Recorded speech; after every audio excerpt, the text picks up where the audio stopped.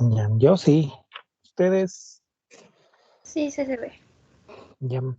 Ya, bueno. Sí, sí se ve. Para el tratamiento farmacológico, lo que hay son 5 clases de medicamentos, como son los bloqueadores del sistema renina-angiotensina-aldosterona, los bloqueadores de canales de calcio, los diuréticos tiacídicos, los análogos a los tiacídicos y los betabloqueadores. Eh, bueno, dentro del sistema renina ahí tenemos los IECA y los ARA2. Bueno, esta guía nos hace una recomendación, bueno, 3, que hay que elegir el tratamiento con base a la eficacia que tiene el medicamento para la reducción de la presión arterial y la evidencia que tiene. La evidencia que tiene se los ha sacado de estudios controlados con placebo o incluso de evidencia con las distintas mortalidades que tienen las enfermedades cardiovasculares donde se les ha usado.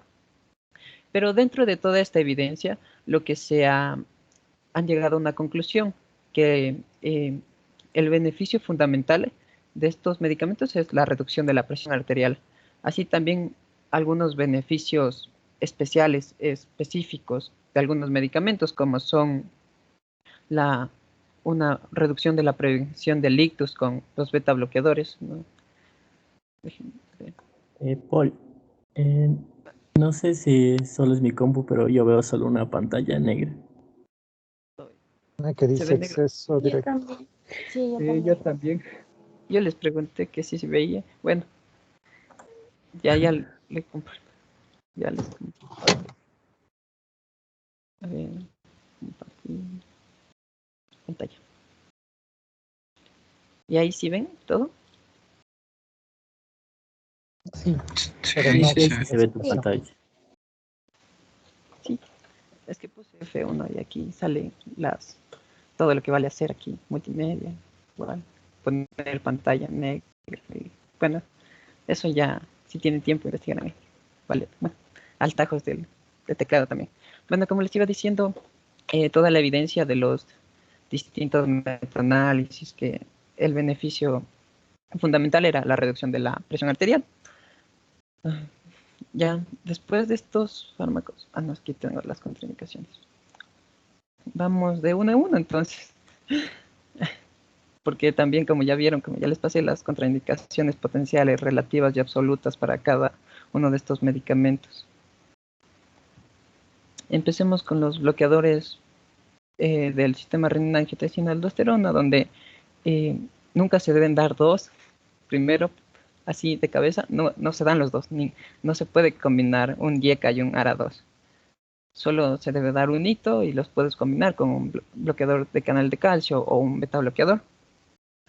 Estos YECA y estos ARA2 lo que hacen es, algunos de sus beneficios son reducir el riesgo de albuminuria, son eficaces para retrasar la progresión en el daño estructural, también retrasan lo que es la progresión de la enfermedad renal crónica.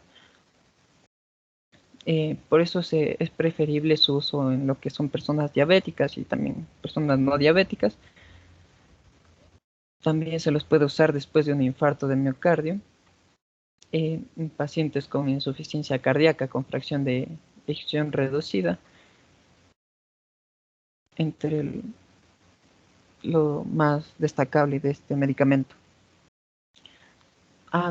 También antes de pasar, esto es muy importante, no usarlo en raza negra, porque podría causar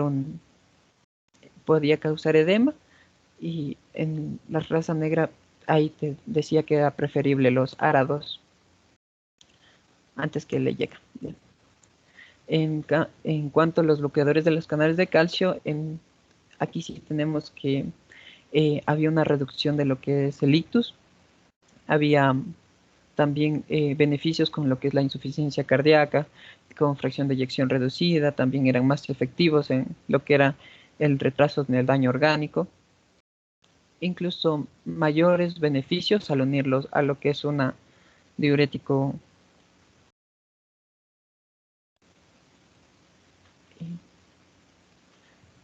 Sí, todos están viendo la misma pantalla, no he pasado de los 4 medicamentos, solo estoy diciéndole las partes más esenciales de lo que dice la guía. No. Después vienen los diuréticos tiacídicos. Estos son los que más se han usado porque aparecen desde el año 70. Estos en combinación y en dosis bajas. Esperen. Ya. En combinación y en dosis bajas vieron que tuvieron buen resultado, aunque siempre hay el debate de que si se usa un diurético tiacídico o se usa un análogo por los efectos adversos. Es un diurético, por ende, un paciente con una tasa de filtrado glomerular inferior a 45 o 30 no va a ser muy bueno su uso, entonces es preferible en estos pacientes no usarlos. Y por último, el beta bloqueador. Este también tiene una reducción de lo que es el ictus, pero este no tiene la protección, retraso en la progresión de daño orgánico, como lo tienen los bloqueadores del sistema renina-angiotensina-aldosterona que ya les dije antes. Y aquí tenemos las contraindicaciones absolutas y relativas. Las absolutas son casos en los que no puedes, en los que no debes usar, como en los beta bloqueadores, en el caso del asma, aquí, porque puedes, le bajas la presión, pero le detonas ahí una crisis asmática, entonces no. Igual mi profesor de farmacología decía que se puede usar ultraselectivos, pero eventualmente perdían la selectividad cuando son pacientes crónicos o de larga data. Aquí tenemos con los diuréticos tiacidos, una contraindicación absoluta, no se pueden usar en gota, en las relativas, en el síndrome metabólico, en la intolerancia a la glucosa, en el embarazo, en la hiperpotasemia, en la hipopotasemia. Tenemos los beta bloqueadores, que no se pueden usar en cualquier bloqueo de auriculoventricular o sino auricular, en una bradicardia. En las relativas, en el síndrome metabólico, intolerancia a la glucosa. Y así tenemos las distintas contraindicaciones que estos se deben aprender. Bueno, sí deberían aprenderse. Bueno, No los sé IECAS si, no sé. solo una pregunta antes de que pase. Si van hablando después, ¿por qué se escoge, qué sé yo, la primera línea? ¿Por qué es mejor empezar con este medicamento y después con este? Es que no vi su Eh, presentación completa.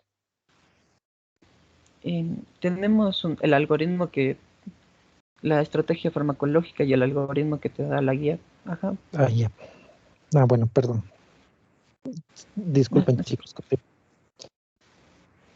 Tenemos los IECA que no se deben usar, ni los ARA2 que sistema renal. En el embarazo, igual en el edema angineurótico en pacientes de raza negra.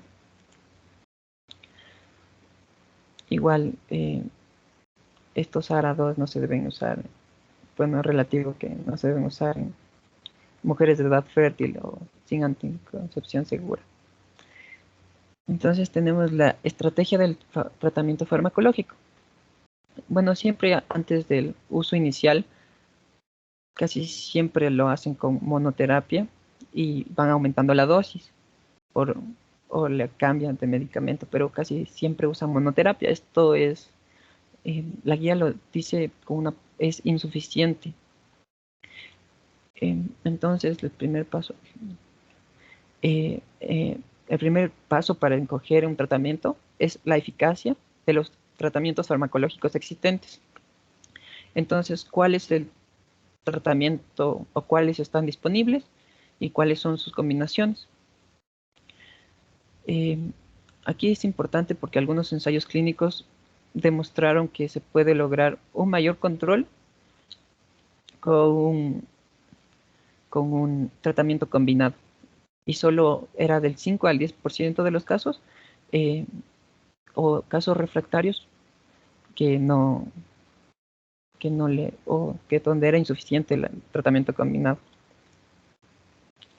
También tenemos la inercia médica, que si ustedes buscan ahorita rapidito en Google, les va a salir que es muchas veces hay un error al momento de iniciar un tratamiento. Lo van a encontrar como inercia clínica, me parece. Bueno, van a encontrar que es un error al iniciar un tratamiento o al intensificar un tratamiento. Pero esta inercia contribuye, depende de cuándo se inicia el tratamiento, va a contribuir a un adecuado manejo de la presión arterial, ya que muchos pacientes, como ya les dije, permanecen con monoterapia, con estas dosis insuficientes. Un caso personal, mi tía tomaba una de losartán, recién le subieron a 2. Y entonces ahí ya se puede ver porque mi tía empeoró y bueno, ya presentaba algunas alteraciones ya. Bueno, entonces es muy importante cuando inician y ver si ese fármaco está dando efectos o no tiene los efectos deseados, aunque la guía te dice muy claro que inicies con 2, que es la mejor opción, que muy pocos pacientes te van a dar los efectos indeseados. Bueno, como tercer punto tenemos la adherencia del tratamiento, que esto también que este sería el factor más importante, porque si le dices a una persona, tómese 5 tabletas en el día, cada 3 horas, me invento, ¿no? Me invento, ¿no? Esto no pasa. No se las va a tomar, va a decir, estuve ocupado, estuve, no sé, trabajando, estuve haciendo otras cosas y no se va a tomar. Entonces, vemos la relación entre el número de dosis y la adherencia del tratamiento. Igual, un estudio, nombra un estudio que a mayor, me parece que en la siguiente les voy a hablar sobre eso. A mayor número de comprimidos, porque se les daban tabletas, era menor la adhesión al tratamiento. Y tenemos el uso el uso insuficiente de un tratamiento combinado. Aquí lo que hablaba que la presión arterial es variable, y es regulada por múltiples factores. Ya vieron el sistema renina-angiotensina-aldosterona. También puede haber sistema simpático ahí con la adrenalina, la noradrenalina que suban la presión. Bueno, la adrenalina. Pero es variable. Entonces hay múltiples factores donde podemos actuar con los distintos tratamientos.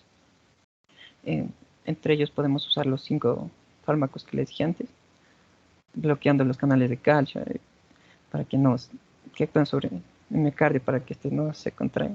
Bueno. Y una la pregunta, complejidad de las... un ratito nomás, perdón. Tal vez está por ahí Mary Guamán. Buenas tardes, doctor. Buenas.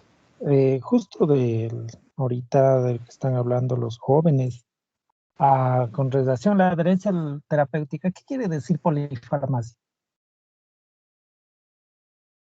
¿Qué quiere decir con qué? Porque no lo escuchas, se está entrecortando. Polifarmacia. ¿Qué quiere decir polifarmacia?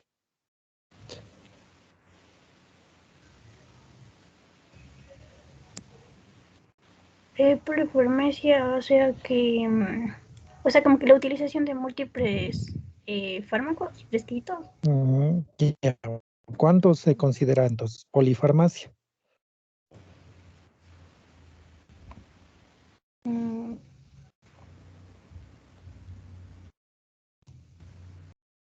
Sí, es el número de medicamentos, pero ¿cuándo se considera que el número de medicamentos ya no es un manejo adecuado, sino polifarmacia?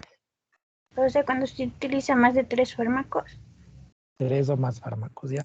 Eso con relación a lo que dijo la adherencia del tratamiento. Si utilizas varios medicamentos, primero van a interactuar entre ellos. Y segundo, es más difícil que el paciente cumpla, o sea, que se adhiera. Entonces, la adherencia al tratamiento también está determinada por la polifarmacia o no. En todas las cosas que ustedes den tratamiento, por favor, traten de buscar la menor cantidad de fármacos, no hacer polifarmacia, en todo, en todo. Eso antes de que se me olvide nada más. Perdón, chicos, continúen. ¿Sí se me escucha? Se me fue el internet. Bueno, aquí hablando un poco de la adherencia, igual se realizó un estudio donde cuando solo se daba un comprimido, solo era el 10% de los que dejaban el tratamiento, igual iba aumentando. Si eran 2 comprimidos, ya aumentaba un 40%. Si eran 3 comprimidos, ya la más de la mitad dejaba sus tratamientos. Entonces, las estrategias que te da la guía es que usar un tratamiento combinado. Tratamiento combinado, de preferencia que sea en una píldora para facilidad del paciente, y que el algoritmo de tratamiento sea lo más simple posible para que no haya confusiones. Igual porque no solo te llegan, usualmente no solo te llegan con hipertensión, también con diabetes o con alguna enfermedad renal crónica, como vamos a ver en las siguientes diapositivas. Y aquí tenemos a todos los estudios, que estos estudios son de fármacos para el tratamiento de la hipertensión. Al lado derecho, lo que vemos aquí son todos los resultados. Vemos que aquí la mayoría se comparan solo con placebo y muy pocos directamente con otro medicamento para la hipertensión. La guía también te describe que en algunos de los casos los estudios no era posible realizar el estudio ya sea por el diseño del estudio o por las complicaciones que este trajo. Por ejemplo, me parece que usar un diurético más un beta bloqueador, se realizó un estudio y tenía mayor probabilidad de inducir diabetes.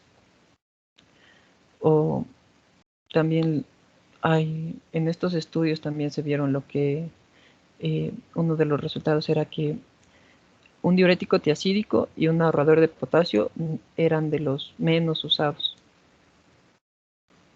de los tratamientos menos usados, pero estos eran equivalentes a un tratamiento con bloqueadores de canales de calcio. También se realizaron algunos metaanálisis en donde las distintas, no solo les puse pero hay más de estos. En la guía les da unas 2 hojas, me parece, solo de todos los estudios y todos los resultados que obtuvieron.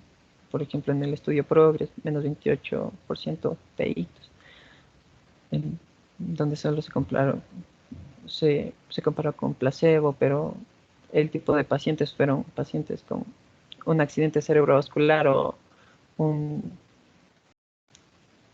accidente isquémico. AIT me parece que es accidente isquémico. Accidente isquémico transitorio, es accidente isquémico transitorio previo, en donde lo que se encontró fue una disminución en la presión arterial sistólica. Presión arterial sistólica se redujo en todas estas, se redujo menos en esto, que es un YECA o tratamiento antihipertensivo convencional, en donde no fueron significativos en comparación al resto de estudios.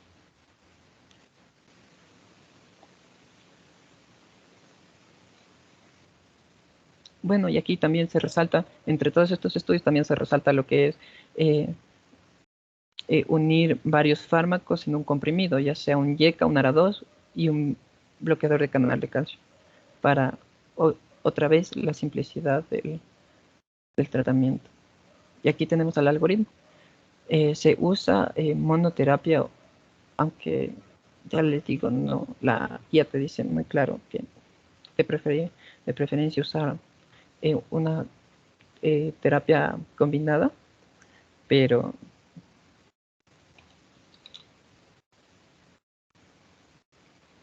de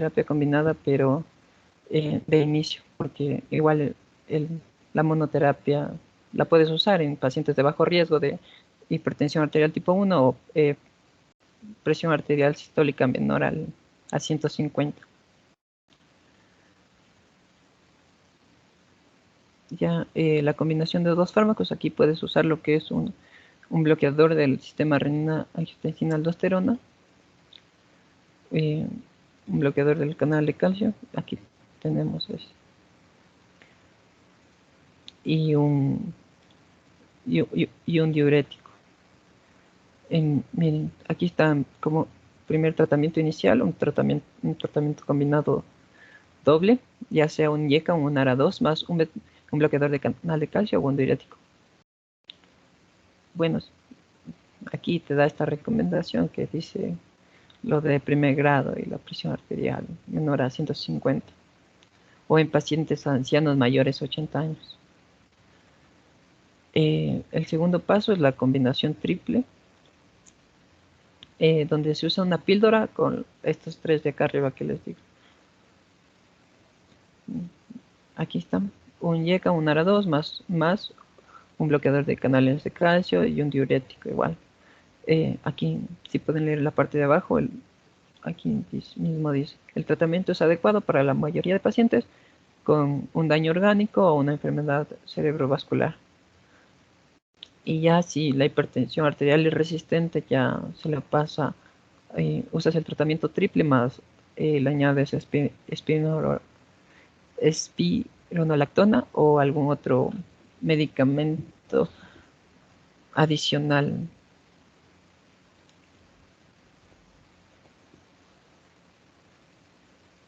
Bueno, aquí la espironolactona se puede agregar de 25 a 50 miligramos o puedes agregar otro diurético, incluso un antagonista del receptor de mineralocorticoide, pero este tiene su excepción.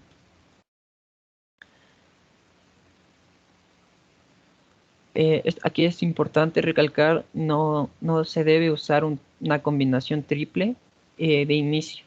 De preferencia, como que vimos, un comprimido, el tratamiento inicial siempre va a ser la combinación doble.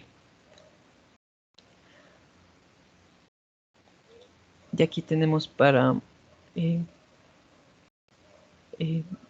el algoritmo para el tratamiento para una hipertensión y personas con enfermedad coronaria, donde igual sería el tratamiento doble inicial, un IECA, un ARA2, más un beta bloqueador o un bloqueador de canal de calcio, o lo que ya les decía, un bloqueador de canal de calcio y un diurético. Pueden ir combinando eso. Igual la combinación triple, que son todos los fármacos anteriores, que todos estos, pero en un solo comprimido. Igual la espironolactona tiene una excepción aquí, casi me olvido. Este es antagonista del receptor mineralocorticoide y en las suprarrenales, las distintas capas del receptor mineralocorticoide no solo produce aldosterona, también produce cortisol, corticosterona, otras hormonas. Y buscando un poco de información decía que este tiene un efecto antiandrogénico, o sea que tal vez podría presentar lo que es sensibilidad mamaria o incluso ginecomastia.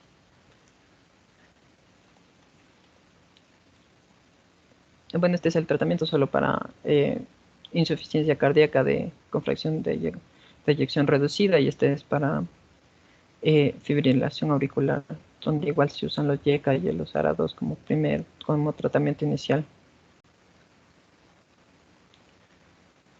Igual siempre combinado con beta bloqueador o un bloqueador de canal de calcio. En lo que refiere a los intervalos y los objetivos del tratamiento de esta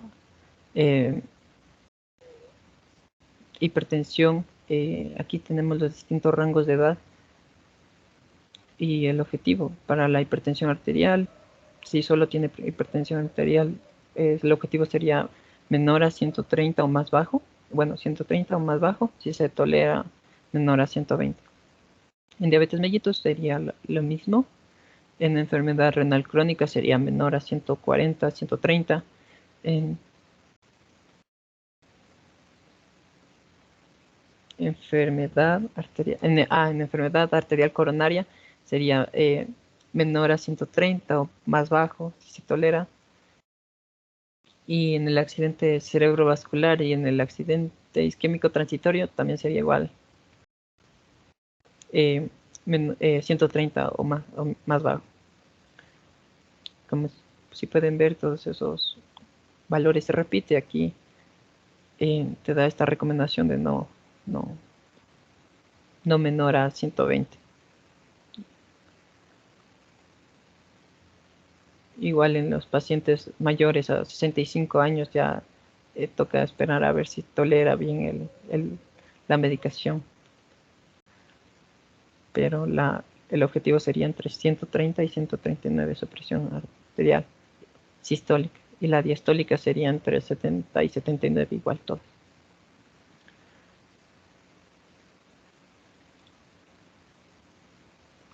Aquí tenemos lo que les dije, pero con la clase y el nivel de evidencia que tienen. Por ejemplo, todos los fármacos antihipertensivos como los YECA, los ARA2, los bloqueadores, los beta bloqueadores, bueno, todos. Aquí tenemos los análogos de las tiazidas, clortalidona, indapamida. Son clase 1 y nivel A.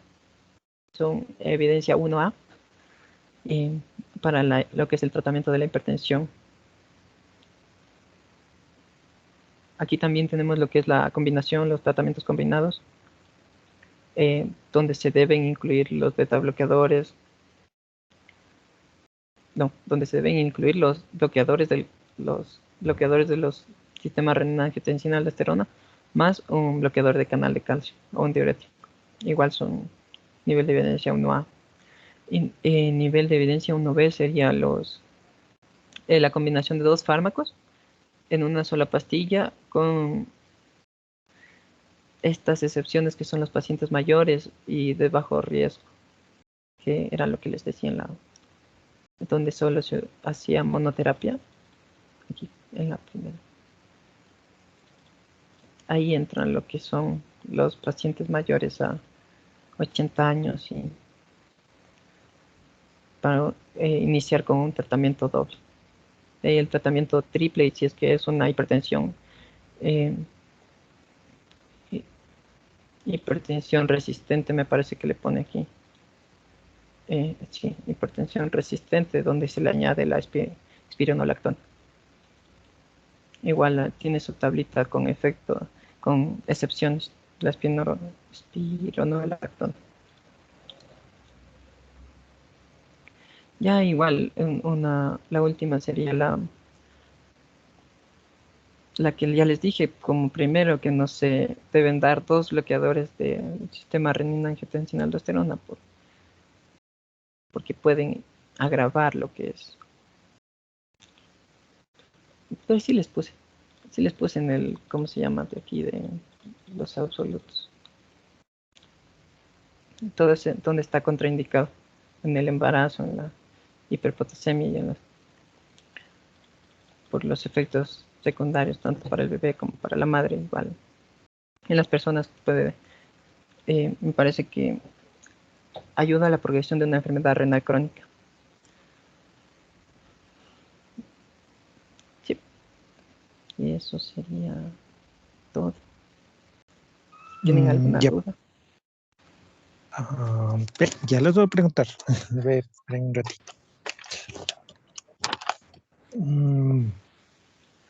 A ver, está por ahí Fátima Macas.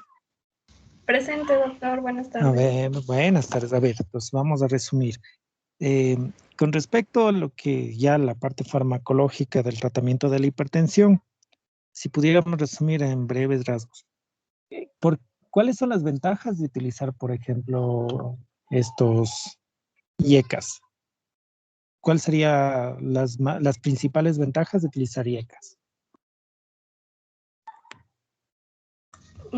Sería que pueden disminuir los distintos eventos cardiovasculares que se pueden presentar. Por ejemplo, tienen una mayor efectividad o eficacia para reducir eventos cardiovasculares, para reducir la mortalidad, para reducir enfermedades coronarias, además de la adherencia.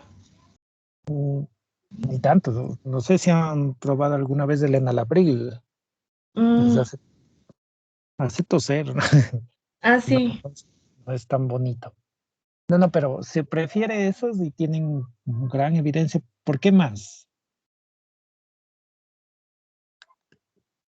También podría estar relacionado, o sea, la conveniencia y el costo del fármaco. Bueno, ya son baratos. ¿Qué más? Y la seguridad, o sea, los efectos adversos en sí, o sea, del enalapril es lo que usted mencionaba que provoca la tos y muchas veces por eso no se adhieren los pacientes. Ya, pero hay algo más. O sea, se prefieren estos medicamentos, ¿no? Ya van a ver más luego. La hipertensión también puede ser un factor de riesgo para desencadenar luego una insuficiencia cardíaca. Ahora, en el caso de las personas con hipertensión, no sé si han visto, como dice en la evaluación, en el electrocardiograma, ¿qué pasa con los pacientes hipertensos en el electro? ¿Qué hallazgo se ve? ¿Qué es lo más común?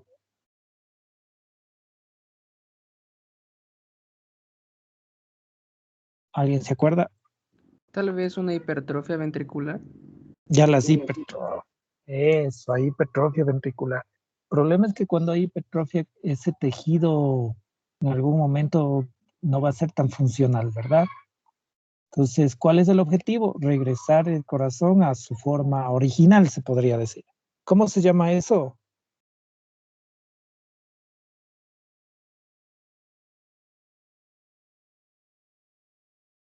Jóvenes. Remodelación. La remodelación, perfecto. Entonces, ¿los IECAS hacen o no hacen remodelación?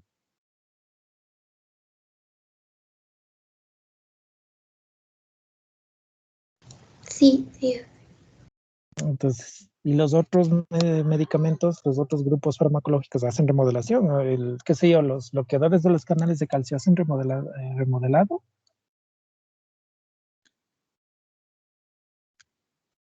No, doc. No, entonces, más el hecho de que los IECAS hagan el remodelado es el que nos ayuda en este caso a prevenir a futuro estas complicaciones con la insuficiencia cardíaca o eventos cardiovasculares. Es por eso que se prefieren los IECAS. Por eso están como al inicio. Por eso es que si ustedes van a la atención primaria y como dice, ven hipertensiones no complicadas, todos los pacientes casi están agarrados sus IECAS o por último los ARA2. No sé si alguna vez ya rotaron o alcanzaron a rotar, más bien dicho, por algún hospital.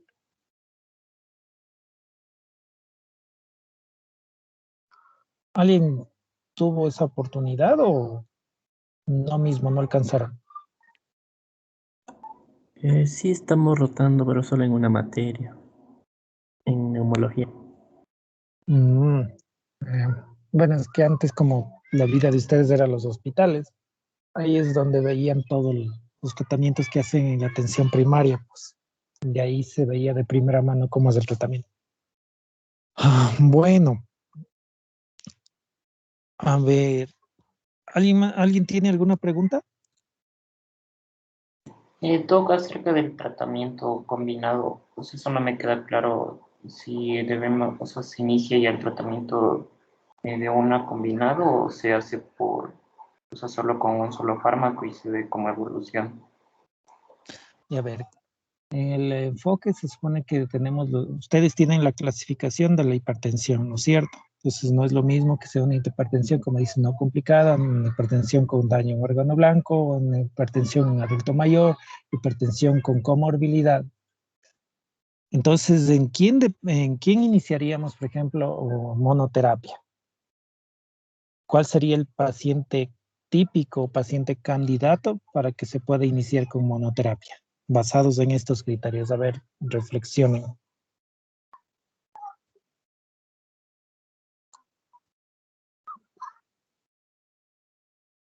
Un paciente joven. Ya, pero en este caso que no tengas, tendría que ser, son pacientes también sin comorbilidades, ¿no? Paciente relativamente joven, sin comorbilidades, sin daño en órgano blanco, es el que podría, y digamos, mestizo, es el que abunda y el que terminaría iniciando monoterapia. Si no funciona la dosis, ¿qué es lo que hacemos luego? Digamos que ya le diste en enalapril, no sé, empezaste con 10 miligramos. Aparentemente no está funcionando. ¿Qué hacemos luego? Aumentar la dosis. Y después, si no funciona, combinar. Ya, eso. Entonces, en este caso, la lógica es la misma para casi todos los tratamientos. Si algo que sí te duele, das un analgésico, el primer acercamiento es doblar la dosis del analgésico. No rotamos directamente o combinamos de una, ¿no? No es que le doy 500 miligramos de paracetamol y como no le funciona, enseguida ya trepo. Hay que doblar la dosis primero, ¿no es cierto? Siguiendo esto, la exposición como lo estaban haciendo. Entonces, la utilización ya directamente de dos fármacos, entonces, ¿en quién sería la lógica? ¿En quién utilizaríamos ya los dos fármacos?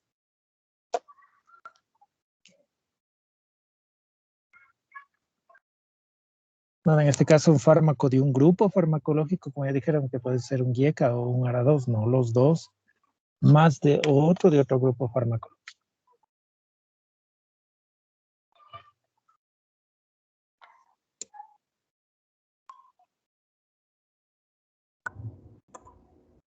Pacientes con comorbilidades o incluso en pacientes de raza negra ya se utiliza tratamiento combinado. Ya, de eso. Ahora, ¿en quiénes, por ejemplo, qué diurético preferirían ustedes? Recuerden que sí, había la espironolactona, pero también hay la clortalidona. Los dos de diferentes acciones. Por ejemplo, la clortalidona, en cambio, ahorradora de potasio. Mi pregunta va enfocada al potasio. ¿Qué tan importante es el potasio en el manejo de la hipertensión? A ver.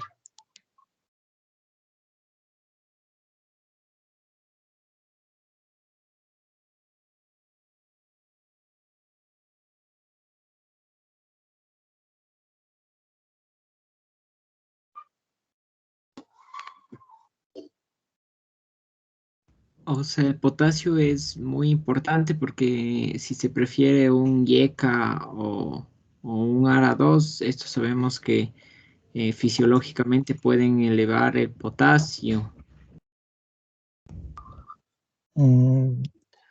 Pero, por ejemplo, la clortalidona ahorra potasio más bien.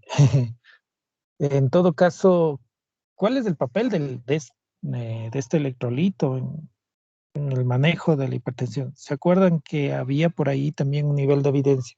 Personas que el potasio predecía ¿qué? Mortalidad, morbilidad. ¿Qué es lo que hacía los niveles de potasio en el manejo de la hipertensión? ¿Con qué estaba relacionado?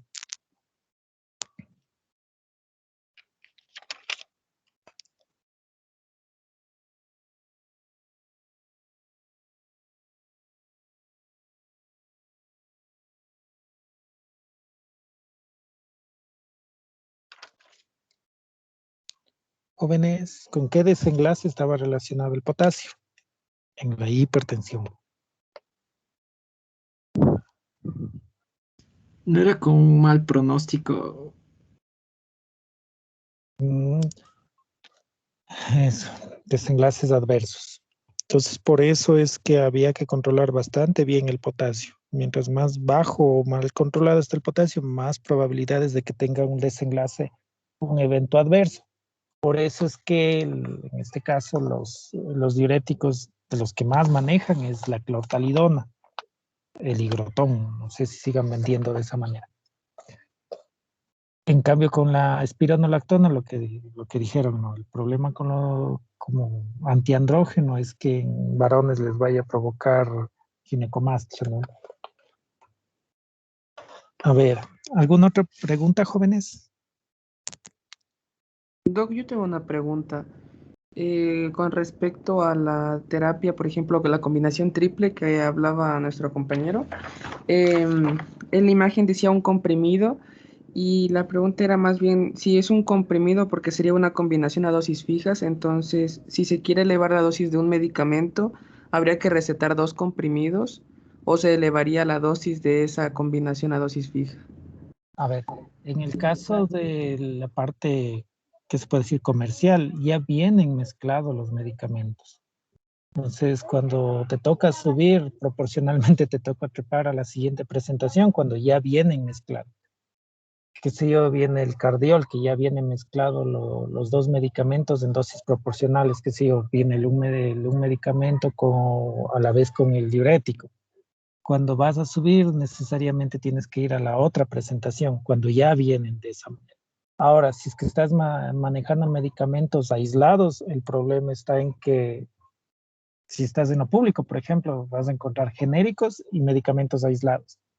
A utilizar ya 3 o más medicamentos va a dañar la eficacia de la adherencia terapéutica. Entonces es mejor en estos casos, si tú trabajas en lo público, qué sé yo, bueno, público, seguro o ministerio, buscar una combinación que no te arrincone a utilizar 3 o más medicamentos. O sea, más bien sería eso. Si estás trabajando en lo privado, encuentras todas las combinaciones posibles ya en forma comercial de los medicamentos. No sé, ¿alguien tiene familiares que utilizan así comerciales, tal vez para tratamiento de la hipertensión, que ya vienen mezclados los 2 y a veces hasta los 3 medicamentos? No sé si alguien tiene esa experiencia.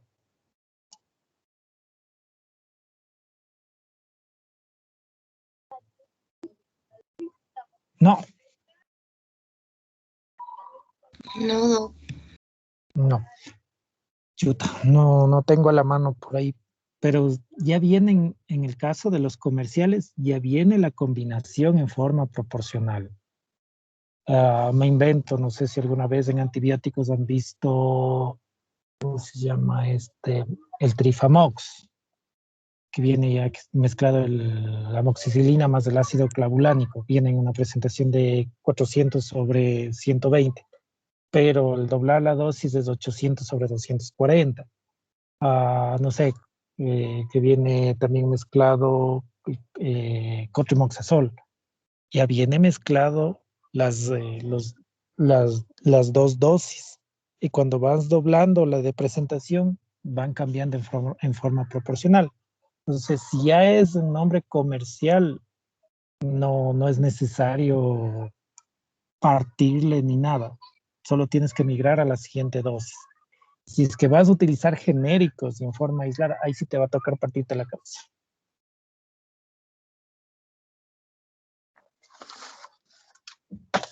A ver, ¿algo más?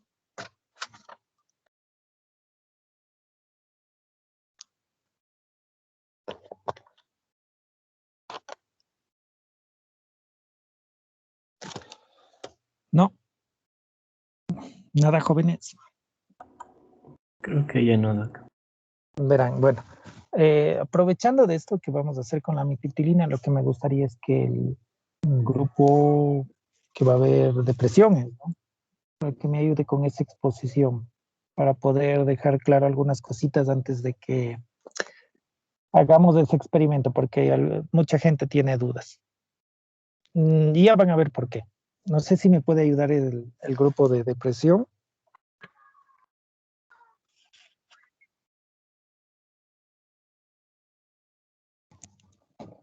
¿Jóvenes? Sí, doctor. Ya le... Ya. Ya, pues denme presentando, porfa.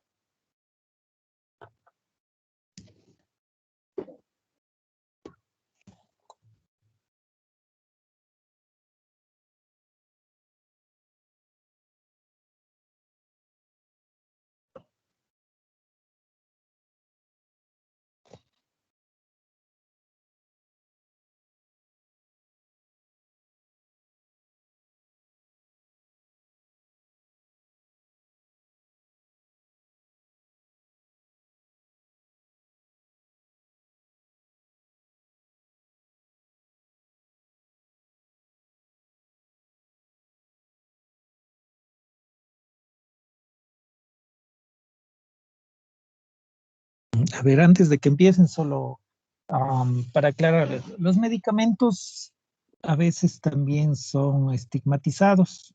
Me explico. Hablamos de hipertensión, no topamos a fondo el tema, pero existe una categoría que se llaman los beta bloqueadores, ¿verdad? Si ustedes alguna vez les dicen para qué sirve, qué sé yo, el propranolol, ¿qué dirían ustedes? Digamos que, no sé, un compañero odontólogo que está en la universidad le dice, oye, ¿qué es el propranolol? ¿Qué le dirían ustedes?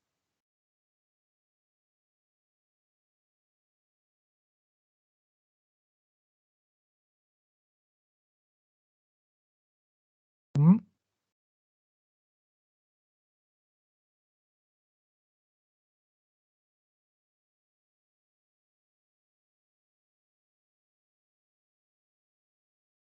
Nadie se acuerda del propranolol.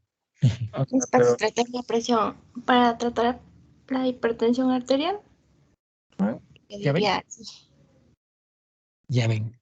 Pero a lo mejor lo que ustedes no sabían es que el propranolol, al ser un beta bloqueador, se usa también para controlar las crisis, para prevenir las crisis de migraña, o sea, como tratamiento preventivo en la migraña. También se utiliza para controlar irritabilidad, cuando hay gente que es así como mal genio, les dan propranolol y le controlan también. Y es tercera o cuarta línea en manejo de ansiedad, o la ansiedad que se llama de desempeño. Entonces, reinas de belleza, políticos que hablan en público, tengo varios compañeros que son cirujanos y cuando van a operar toman propranolol para no temblar, cuando van a disertar tesis utilizan propranolol. Es bastante utilizado. En recitales de los conservatorios, qué bestia, se acaba el propranolol de las farmacias que están alrededor. Entonces, un medicamento puede tener montones de indicaciones. ¿A qué voy con esto que vamos a ver ahorita? Algunos dicen, ¿qué tal si te tomas, qué sé yo, una aspirina para probar cómo es? Fresco, no pasa nada. Pero tómate amitriptilina. Y dicen, chute, y no será un medicamento de esos que me haga algo malo. Entonces, verán, ustedes están estudiando para ser médicos. Entonces, tienen que saber bastante a fondo qué hace un medicamento. La premisa es que si serían capaces de ustedes utilizarlo, entonces pueden hacerlo con su paciente. Si ni si ustedes son capaces de utilizarlo, ¿por qué lo recetarían a su paciente? Entonces no es nada grave, no es nada malo. Son medicamentos, pueden tener varios usos. Solo eso quería que tomen en cuenta. Por eso quería que me ayuden con el grupo de depresión para ir trabajando sobre esos pequeños puntos, ¿no? No sé si ya están listos para que empiecen.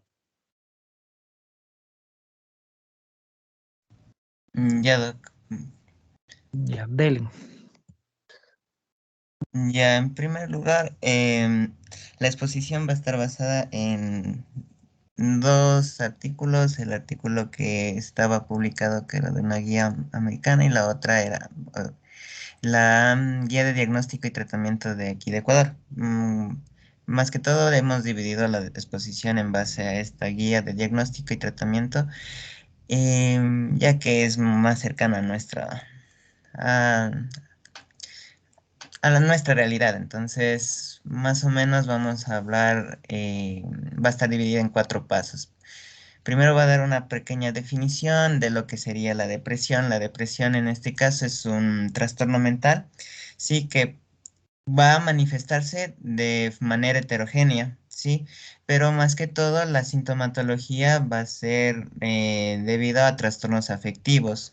Sí, como podemos ver en la imagen superior derecha, vamos a ver que, o sea, se puede manifestar de diferentes formas, es decir, de forma afectiva, que es lo más característico, es con sentimientos de culpa, soledad, la aparición de la tristeza, en casos de irritabilidad también, pero también no solo puede estar presentarse de esa forma, sino acompañado de sintomatología cognitiva, volitiva y también somática, en muchos de los casos ya un poco más grave.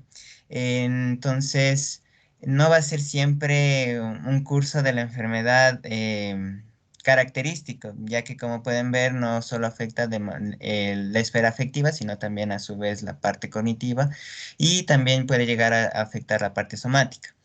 En cuanto a las causas como tal, no se ha definido una causa específica como tal. Hay diferentes hipótesis, pero la más acertada, o la que ha tenido mayores estudios ha sido la de la disminución en el funcionamiento de algunas monoaminas, como puede ser la dopamina, serotonina y noradrenalina.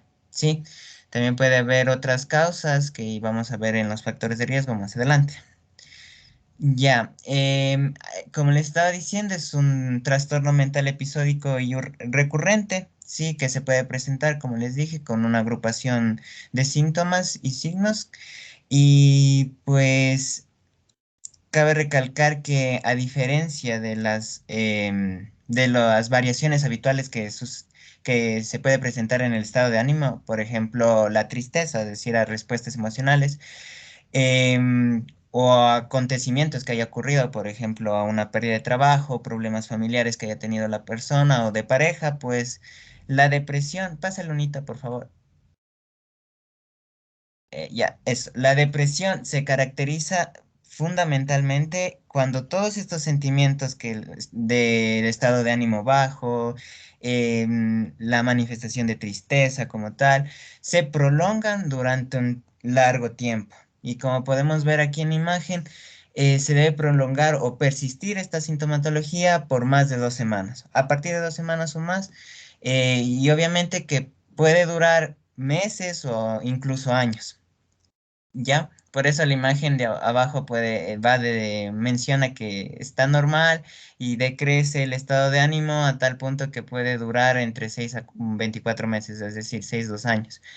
De 6 meses a 2 años. Entonces es la diferencia entre un cambio normal, digamos, de ánimo, que vendría a ser la tristeza, a una depresión se da más que todo por este aspecto temporal, que la duración de una tristeza es, o sea, estoy triste un momento y de ahí ya me recupero el estado de ánimo nuevamente. En cambio, la depresión este es constante y como les acabo de decir, es en este caso crónico, digamos, va a persistir en un periodo largo de tiempo. Pásale por... Ya es solo una cosa antes de que pase. Este, para codificar los diagnósticos, es decir, cuando ustedes atienden pacientes, tienen que colocar el nombre en el registro de atenciones. Y en el caso del Ecuador solo se utiliza CIE-10. O sea, si van a hacer el internado y de ley la rural, o si están en el ANRA de Marín o en cualquier hospital del seguro, la codificación, o sea, los nombres oficiales de todos los trastornos y enfermedades, se basan en el CIE-10. ¿Sí habían oído del CIE-10, jóvenes? Sí, doctor. Sí, Ya. Sí, Entonces, es para ponerle los nombres. O sea, no puedo decir, ay, es enfermedad diarreica aguda, viene mi compañero y pone GEBA, gastroenteritis aguda bacteriana, viene otro y dice EDA, enfermedad diarreica aguda, o viene otro que dice síndrome diarreico. No, toca consultar qué nombre utiliza el CIE-10 y según eso me toca colocar ahí. Entonces, para todo, ¿no? La hipertensión, por ejemplo, si 60 y 10, que sea en caso de depresión, ¿no? Se llama episodio depresivo. Toda esa parte, por favor, guíense siempre con el CIE-10 porque con eso trabajamos. O sea, en Ecuador el día a día trabajamos es con eso. Ahora, las definiciones. La depresión, bueno, primero es un trastorno, como bien dijo el expositor, ¿no? No es una enfermedad, es un trastorno. De que es algo que ustedes van a ver en atención primaria también, verdad de Dios. Ustedes van a tratar eso. De hecho, ya están tratando en la rural a algunos de sus compañeros. Les ha tocado. ¿Por qué? Primero porque es bastante común. La depresión existe y está ahí. De cada 10 personas, se supone que 3 tienen depresión. Quiere decir que nuestros compañeros de trabajo, compañeros de estudios, alguien tiene depresión, atravesó depresión o atravesará por la depresión. Entonces, no es nada del otro mundo, por favor, esa parte que no la estigmaticen. Todo el mundo en algún momento se va a deprimir. Deprimirse es, como bien dijo, de estar triste la mayor parte del día, casi todos los días, por lo menos 15 días, sin motivo. Cuando ahí dices que por la pérdida, lo que sea, eso no es depresión. Si te deja tu novio o tu novia y te pones triste, tienes derecho a estar así durante los 3 meses que dura eso.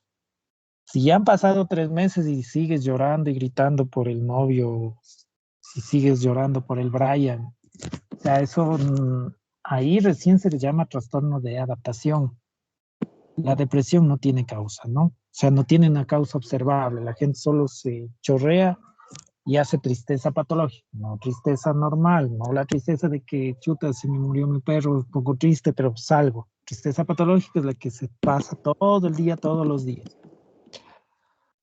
Entonces, lo primero era eso, ¿no? Utilizar los conceptos, las definiciones del CIE-10. Depresión es un trastorno, no una enfermedad. Y también esto de que la depresión es algo endógeno, se podría decir. No está relacionado con algo que la cause. La gente solo se deprime y nada más. De qué riesgo para la vida, hay un riesgo para la vida, como ya van a ver luego. Eso nomás, guaguas. Sigan, por favor. Pásale uno. O sea, como decía el doctor, bueno, para acotar esto rapidito, o sea, como el CIE-10, la depresión se encuentra clasificada como F32, F32 punto y empieza su clasificación que ya después veremos si es leve, moderada, con síntomas psicóticos, sin síntomas psicóticos. Entonces, recuerden, el CIE-10 es el F32. Ahora sí.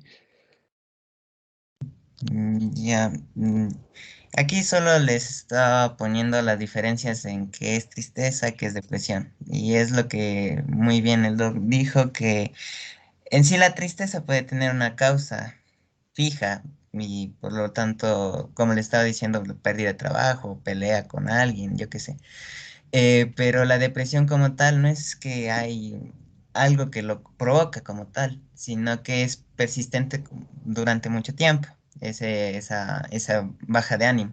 Y a tal punto que puede llegar a ser incapacitante y genere cambios vitales, es decir, ya no puedes realizar tus actividades cotidianas, las dejas por completo. Cosa que la tristeza es algo que se recupera después de un tiempo muy corto. Ya, pásale, por favor. Muy bien, en este caso, en esta guía también mencionaban que la justificación por la cual se hace o hay esta, digamos, la importancia por la que se debe estudiar depresión es porque a nivel mundial, la mayor prevalencia que existe de este trastorno es en mujeres. Entre el 10 al 15% de las mujeres en los países industrializados, pero esta cantidad, a su vez, en países que están en desarrollo es mucho mayor.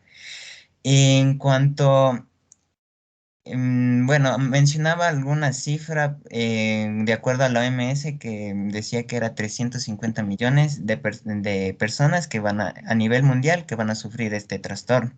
Y en nuestro país es la segunda causa de años vividos con discapacidad, ya que en este caso, como les había mencionado, puede generar una incapacidad por realizar algunas actividades que antes realizábamos. Entonces, por ende, se lo considera como años vividos con discapacidad, en este caso a la depresión.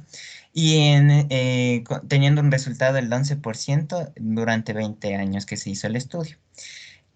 Además, mencionaba que durante el embarazo o el puerperio se puede presentar eh, mayor prevalencia en este caso del trastorno depresivo. Sí, ya, pásale por fin. Ya, esto no estaba en la guía, pero creo que era importante mencionar, eran las alteraciones neurobiológicas. En sí, los síntomas, como pueden ver aquí, solo la punta del iceberg que todo lo que nosotros vemos, pero debajo de todos estos síntomas. Esa otra cosa que parece teclado. Está abierto un micrófono.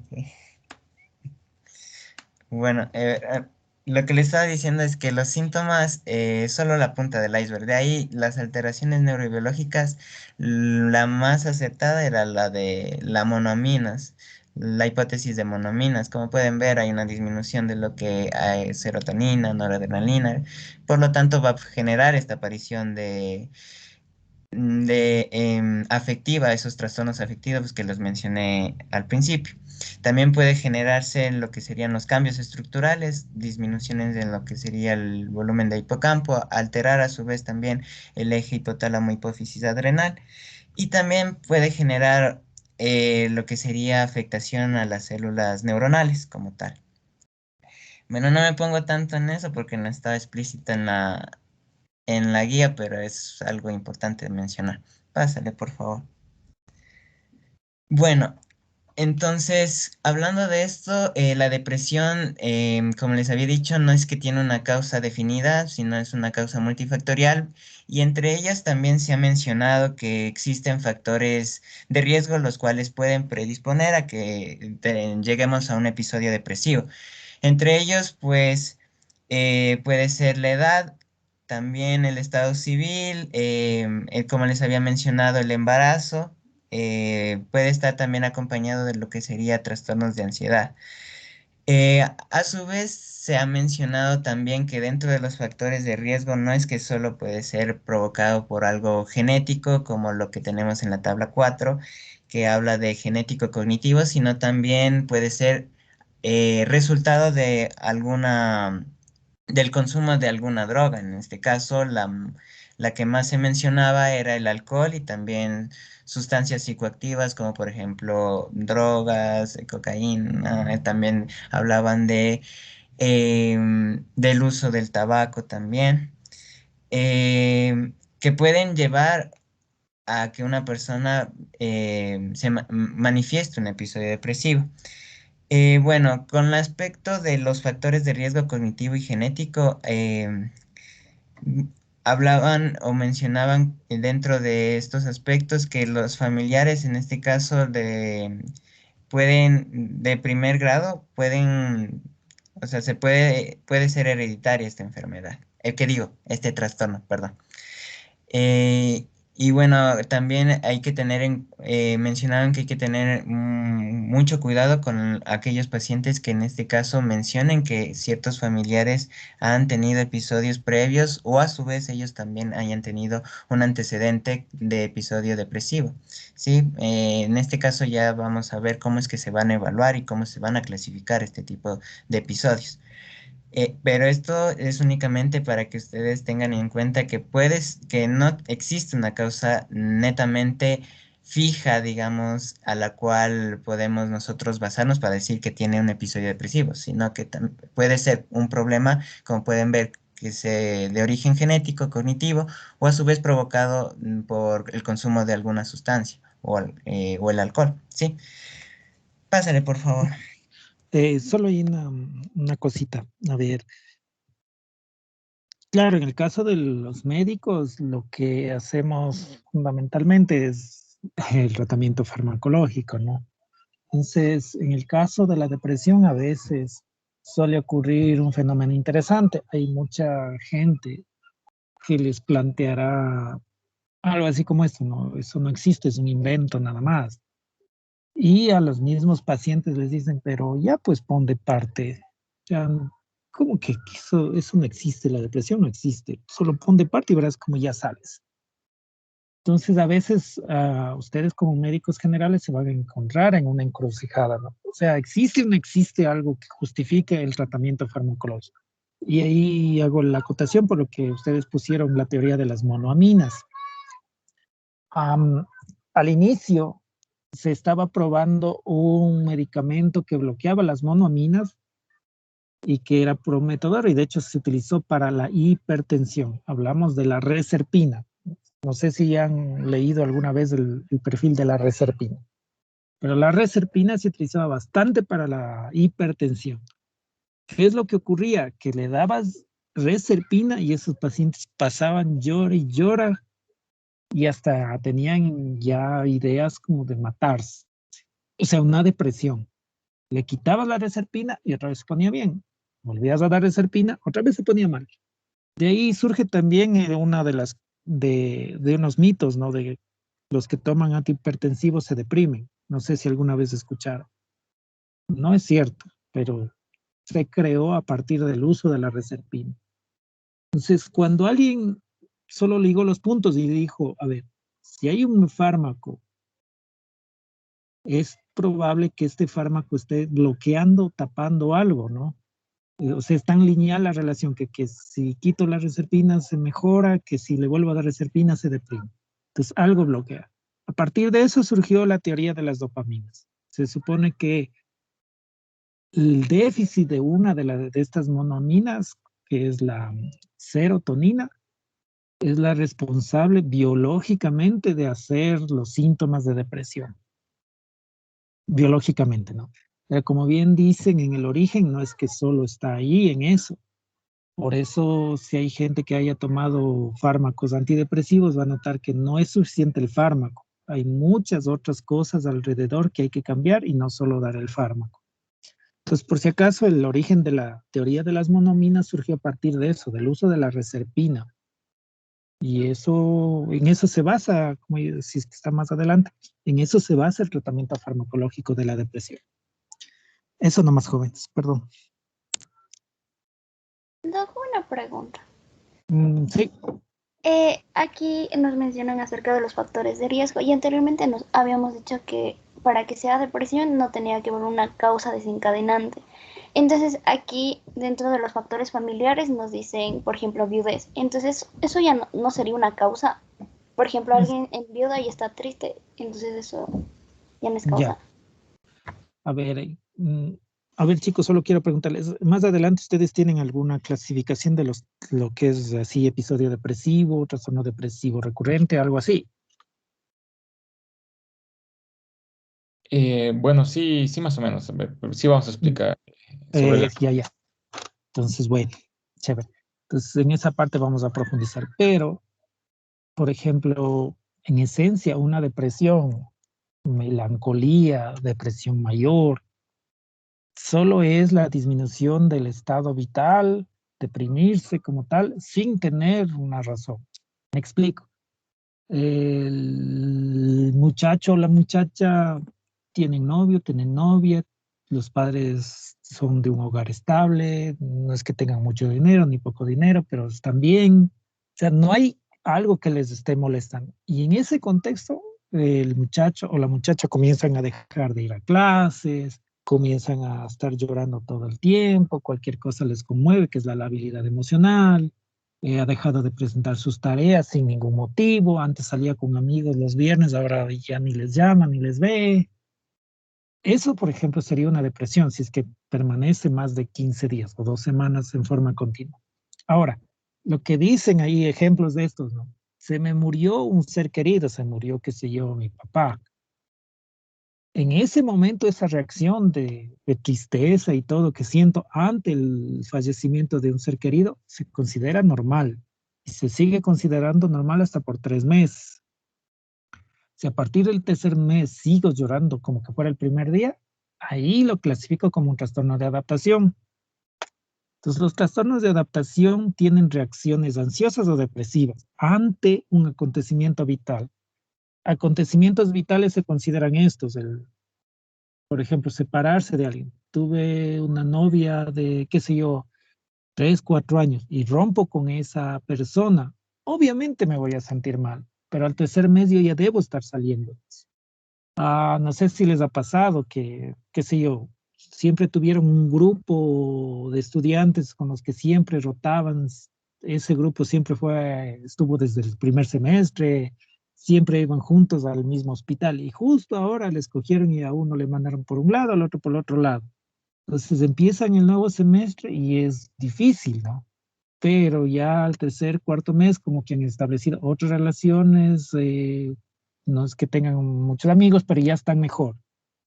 Entonces, si a pesar de que ya han pasado los 3 meses, no te adaptas a la separación, al nuevo trabajo, al nuevo hospital, ahí, por ejemplo, se consideran trastornos de adaptación, los que tienen una causa que les desencadene. Esta sería la principal diferencia entre una depresión y un trastorno de adaptación. Pues, por ejemplo, pérdidas, como dice, familiares, cambios de trabajo, rupturas amorosas, divorcios, cambios de país. Eso puede generar una reacción de sintomatología depresiva, pero se considera que es un trastorno de adaptación. No te adaptas a la nueva situación. No sé si se respondió la pregunta. Sí, gracias. Ya, perdón. Continúen, chicos, por favor. Ya, ayúdame pasando a la siguiente, por favor. Ya, con respecto a la historia natural de la enfermedad, como les había mencionado, se presenta como cuadro clínico heterogéneo. La depresión, en este caso, va a verse más afectada en la esfera afectiva y, bueno, como habíamos visto anteriormente, va a estar caracterizado más que todo por esa baja de ánimo y sobre todo también con ese sentimiento de culpa, ¿sí? O minusvalía, eso. Eh, Desde la perspectiva, en este caso, de un análisis etario, el pico de edad, digamos, del inicio de la depresión que mencionaba, era a partir de la cuarta década, ¿sí? La cuarta década de vida, pero también mencionaban que o sea, este trastorno puede ocurrir a cualquier edad, ¿sí? Por ende, la edad avanzada mencionaban que se puede presentar de forma somática y mientras que en las edades de jóvenes es frecuente este sentimiento de culpa y también la pérdida de la función sexual. El curso en sí de la depresión en la mayoría de los episodios depresivos, se puede remitir también completamente en un periodo entre 3 a 5 meses, ya sea de forma espontánea, digamos, en los casos que sean leves, o a su vez con tratamiento en aquellos que sean ya, en los que sea necesario, es decir, más que todo en los casos de moderado a grave. Y bueno, mencionaban también que este trastorno está asociado un poco con un pronóstico poco favorable, sobre todo en aquellos pacientes que a su vez de presentar este episodio también presentan todos los factores de riesgo o comorbilidades que mencionábamos anteriormente. Y cabe recalcar que también en lo que serían los jóvenes se da mucho más o es más preocupante, digamos, el riesgo de suicidio, ¿sí? Cabe recalcar que entre ambos sexos como habíamos visto, el cuadro depresivo afecta más a mujeres, según las estadísticas, pero en cuanto al riesgo de suicidio, las mujeres en este caso lo van a intentar más, pero los hombres van a ser más efectivos en aquellos que tengan ideas suicidas y digamos, cumplen ese objetivo de suicidarse. Los hombres son más efectivos, las mujeres lo intentan más. Más o menos esa era también la diferencia que se mencionaba. Pásale, por favor. Ahora sí vamos a hablar de... Pásale otra más, esos son los síntomas. Ahora sí vamos a hablar de la clasificación como tal. Ya, espérenme un ratito nomás, chicos, a Ya. ver. A ver, para que no se asusten. La depresión, como bien dicen, puede ocurrir por primera vez. ¿Qué quiere decir? Una persona le dio depresión, o sea, con todas sus letras, depresión. No es que le dejó la pareja o se le murió alguien y está atravesando ese momento de adaptación, no sé qué. No, es depresión. Cuando ocurre por primera vez, como ya vamos a ver en esa clasificación, se llama episodio depresivo. ¿Sí? Cuando una persona está con depresión, está en un único episodio, o sea, nunca ha tenido antes, el tratamiento, como bien dijeron anteriormente, se debe mantener por lo menos 6 meses desde que está bien, ¿ya? Entonces ahí ven ustedes con lo que vamos a hacer con la amitriptilina. La amitriptilina que vamos a utilizar en el experimento es más para que vean ustedes cómo se la maneja, nada más. Entonces no va a influir, no va a cambiar su ánimo, no es que les va a poner ahí a reír como que hubieran comido un payaso, no es que ya va a cambiar todo con un pedacito de amitriptilina. El tratamiento son meses.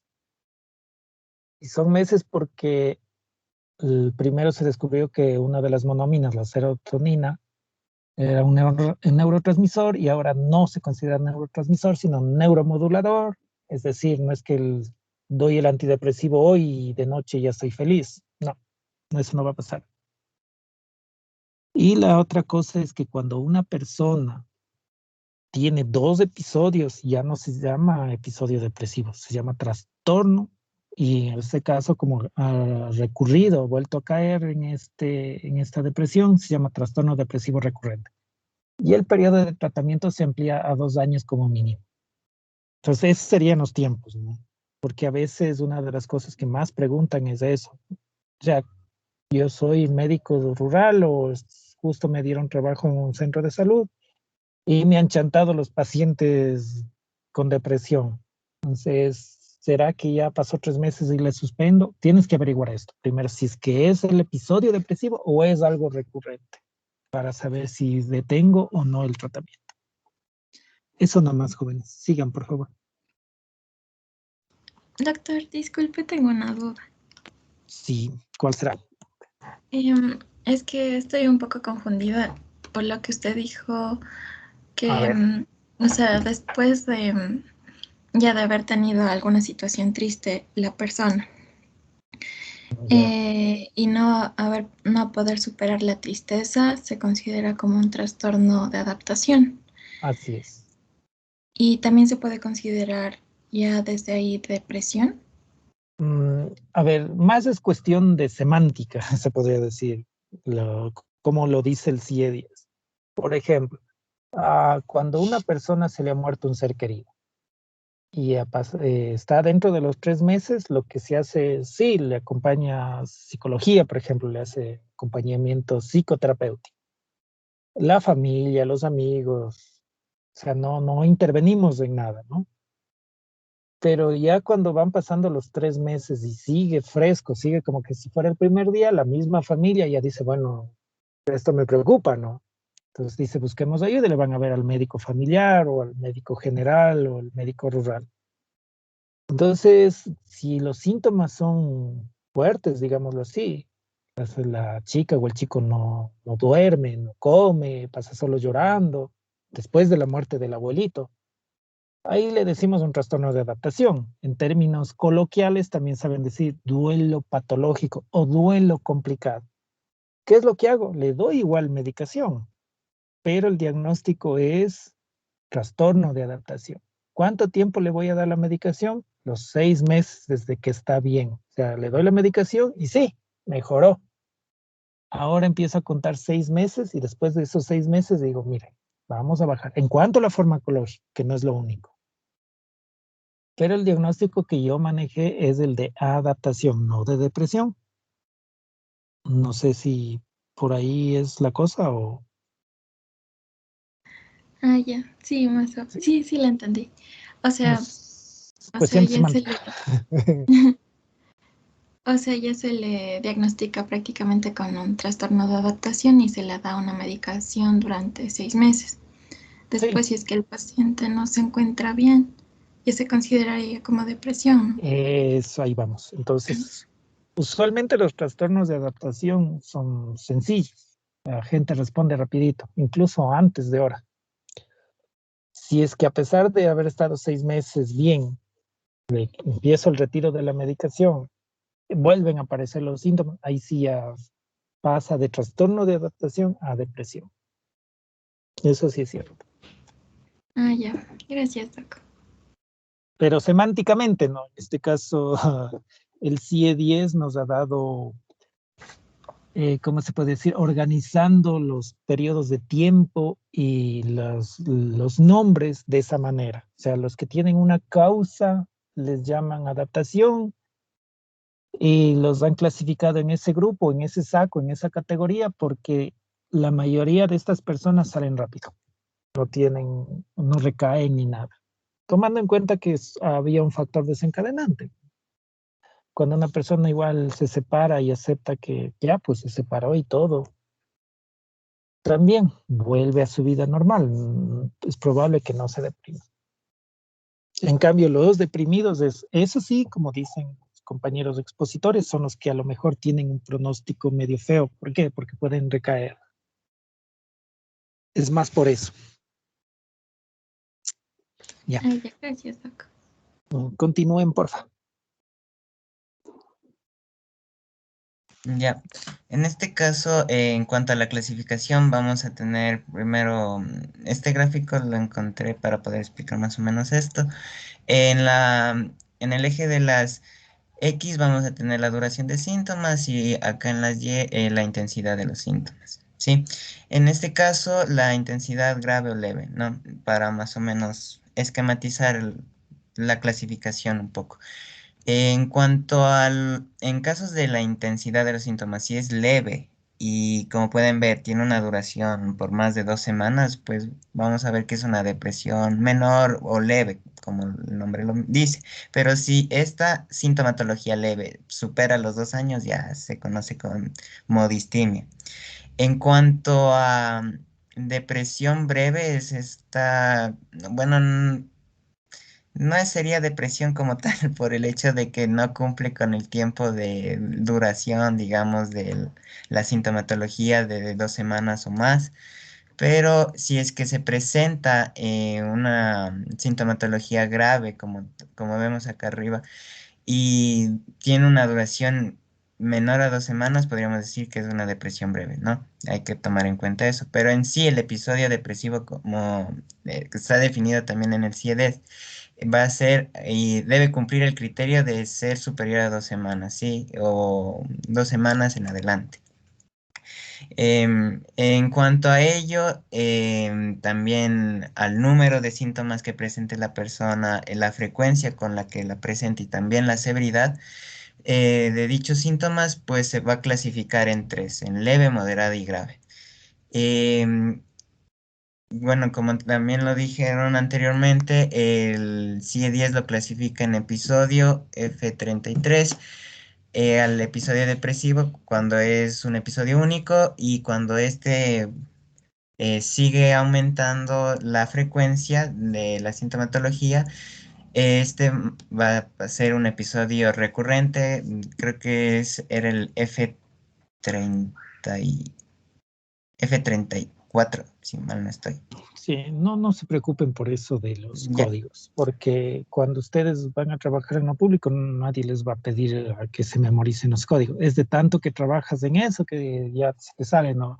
G40, convulsiones, G23, Parkinson, I10, hipertensión no esencial, F32, F33.4, esas cosas. O sea, más que los códigos, es los nombres, como decíamos, que sirve para estadística. Y solo acuérdense que episodio único, si el episodio vuelve a repetirse, ya es recurrente. Esa diferencia, por favor, acuérdense porque eso marca el tratamiento. La depresión leve no necesita ni siquiera intervención. De hecho, ni siquiera vienen a consulta. Y si te has puesto, como dicen, triste, has llorado y todo, y no ha pasado de las 2 semanas, eso se considera normal. En este caso es solo basado en el CIE-10. Eso nomás. Sí. Pásale ya a la siguiente, en esta diapositiva.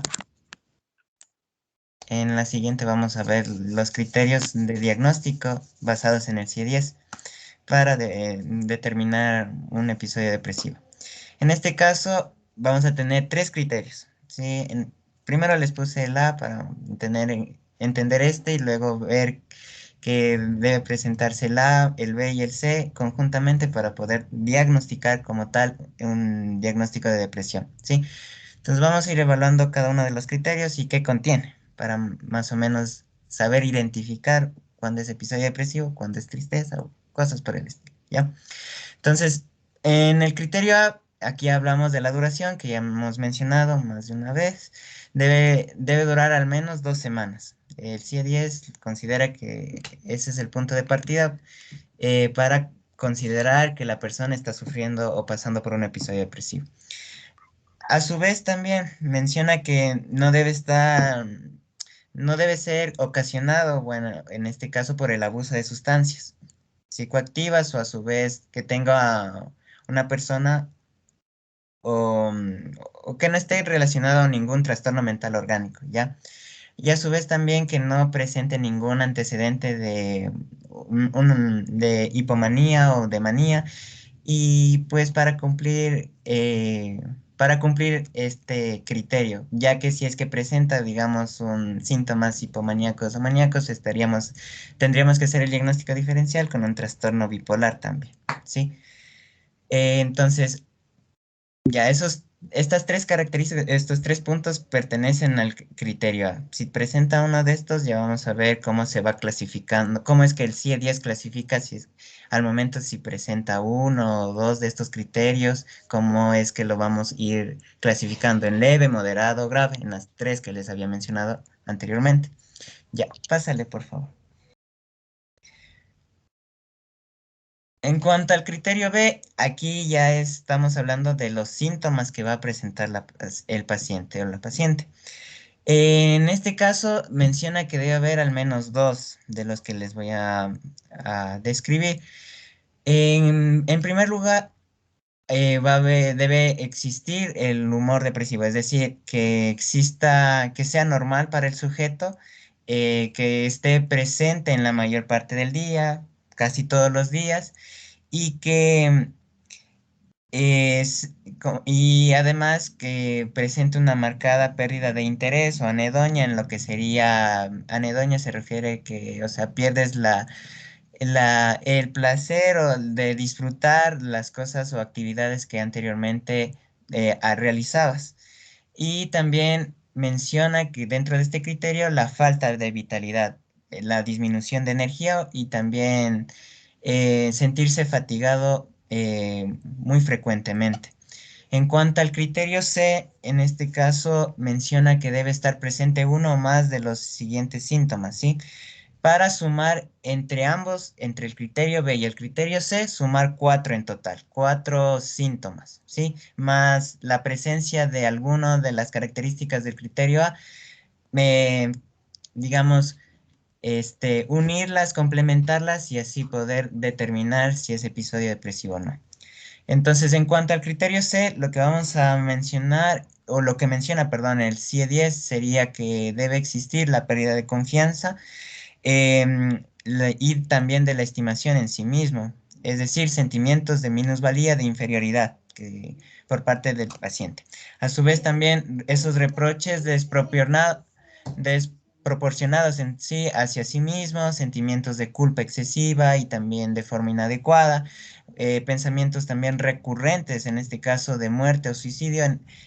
Si es que presentan estos pensamientos, hay que también alarmarse por el hecho de que mencionaban que hay que hacer estudios aparte, mencionar más o menos qué cuestionarios realizarlo, para ver si es que, para evitar que cumpla esa ideación suicida que tiene ahorita el paciente por este episodio depresivo y ver que no evolucione a tal hecho. A su vez, también que menciona dentro de este criterio, es decir, que presente quejas o disminución de la capacidad para concentrarse o de pensar. A su vez, también que presente una falta de decisión y, o sea, que empiece a ser un poco más indeciso, a vacilar, a tener vacilaciones y pues no un pensamiento claro de lo que quiere. En cuanto al, también mencionaba que que va a presentar el paciente cambios en lo que sería en la actividad psicomotriz, va a haber también agitación o a su vez inhibición. Puede presentarse también lo que sería alteraciones en cuanto al sueño, puede el paciente mencionar que no duerme, ya no duerme bien, tiene insomnio. A su vez puede también mencionar que existe cambios en cuanto al apetito, es decir, puede mencionar que come más o a su vez que come menos, y eso va a estar correspondido a su peso con el que llega a la consulta. Entonces, en cuanto a estos tres criterios A, B y C, se van a clasificar en leve, moderado o grave, grave con síntomas psicóticos y sin síntomas psicóticos. Y vamos a ver cómo es que los clasifica en la siguiente. Entonces aquí les menciono más o menos qué debe tener, digamos, qué debe constatar en cada uno de los niveles, leve, moderado o grave, de acuerdo a los criterios que vimos anteriormente. Entonces, dentro de un nivel de episodio depresivo leve, vamos a tener que la presencia de los criterios generales, es decir, los criterios A, es duración de 2 semanas, que no es atribuible a algún abuso de sustancias como tal y tampoco presenta antecedentes maníacos o hipomaníacos. Sí, entonces a su vez también se le suman a esto la sintomatología, es decir, 2 de los síntomas del criterio B y uno o más del criterio C. Se recuerdan que les había mencionado que mínimo debe ser la suma de 4 síntomas para considerar un episodio depresivo leve. Y pues, en cuanto a este grupo de leve, pues las personas también mencionan que no es que es incapacitante como tal, a tal punto de restringir ciertas actividades que estaban haciendo. Es decir, o sea, no llegan a tal punto, por ejemplo, si es que de perder el trabajo por este cuadro depresivo que no tuvo nada que ver con el trabajo en el que estaba, sino que producto de este episodio depresivo y la pérdida de interés que haya tenido el paciente, pues obviamente tenga cambios en su vida cotidiana. Uno de ellos, pues perder el trabajo puede ser. En cuanto al nivel moderado, pues obviamente va a haber presencia del criterio A, el criterio B se mantienen 2 síntomas, pero a su vez también se menciona que puede haber un aumento de la sintomatología, cualquiera de los 2 criterios, pero más del criterio C. En este caso era el que más tenía, el que más presentaba, digamos, sintomatología, entre ellos el riesgo suicida. Y pues aquí el paciente refiere que existe dificultades en lo que sería en continuar a realizar actividades ordinarias. En cuanto al grave, pues les dividimos en 2. Se divide en aquellos que tienen síntomas psicóticos y aquellos que no tienen síntomas psicóticos. En este caso va a haber la persistencia de estos 3 criterios, pero como pueden ver en el criterio B, pues va a haber aumento de de la sintomatología y pues ya no es que serían 6 síntomas, sino más bien son 8 síntomas que sería la suma total. Y pues lo que también mencionaban aquí es que existe o son comunes las ideas o acciones suicidas, ¿sí? También se encuentra marcada la idea de una pérdida de autoestima a tal punto que siente que es inútil o que tiene la culpa de todo el paciente. Entonces, ¿y por qué no es que se lo considera psicótico? Porque el paciente no es que te presente alguna alucinación o ideas delirantes, ¿no? Y por último, el último grupo de grave sería aquel que presente, obviamente, los síntomas psicóticos, tales como alucinaciones, los delirios, el retardo psicomotor o estupor grave. Dentro de los criterios, en este caso se van a dividir en dos, en aquellas que son ideas delirantes o alucinaciones diferentes a las descritas como típicas, por ejemplo, en la esquizofrenia, es decir, ideas delirantes que no sean completamente inverosímiles o culturalmente, perdón, inapropiadas. Es decir, los ejemplos más comunes serían el contenido depresivo, el de culpa, em, o el persecutorio, ¿sí? En cuanto al estupor depresivo, en este caso se refiere, bueno, o sea, se divide en dos, en estos dos, el estupor depresivo y las ideas delirantes. Si cumple cualquiera de estos dos criterios que les acabo de mencionar, más todos los criterios que vimos del CIE-10, podríamos estar definiendo que tiene un episodio depresivo, pero a su vez se ve acompañado de estos síntomas psicóticos, ¿sí? Eso así lo divide el CIE-10 y también en esto se basa el Ministerio de Salud para determinar que es un episodio depresivo. Ya, Ya, pasemos. esperen un ratito, chicos. A ver, bueno, síntomas, solo para recapitular. Bueno, eso de que van a utilizar el CIE-10 así como que fuera Biblia, tampoco. Como cualquier cosa que aprendieron en semiología, tienen que encontrar los síntomas principales, si es posible signos, y hacer el diagnóstico clínico, porque eso de que 2 de uno, 3 del otro, más 5 del otro, en total menos uno, chuta, no alcanzas. Como es un trastorno, tiene síntomas. Si tuviera signos, por ejemplo, la hipertensión, o sea, si le tomas tú mismo, como dice la presión otra vez, y ves que está alta, o sea, no hay más vueltas que darla, hay una hipertensión ahí. En esto no, son síntomas. Y hay que ver cuáles son los principales. Y nos basamos, por ejemplo, en esto, ¿no? En el humor depresivo, la gente que está hecho perro, o sea, con la carita se le ve, las comisuras labiales están hacia abajo, como el emoji de la carita triste, así, igualito. También vemos la anedonia, que es la incapacidad para tener placer. Pues se puede tener placer satisfaciendo instintos, o sea, comer, dormir y tener relaciones sexuales, la Z también. Entonces, por eso es que no tienen relaciones sexuales, por eso es que dejan de comer, por eso es que tienen problemas para dormir y por eso es que algunos se dedican a beber.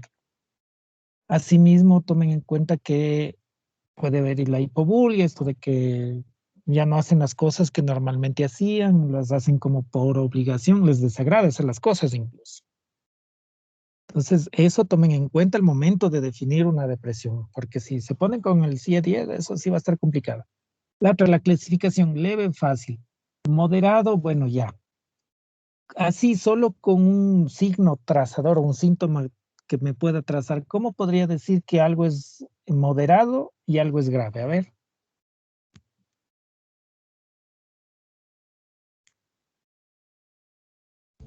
Si presenta no ese riesgo suicida, podríamos decirlo así. Eso, ya.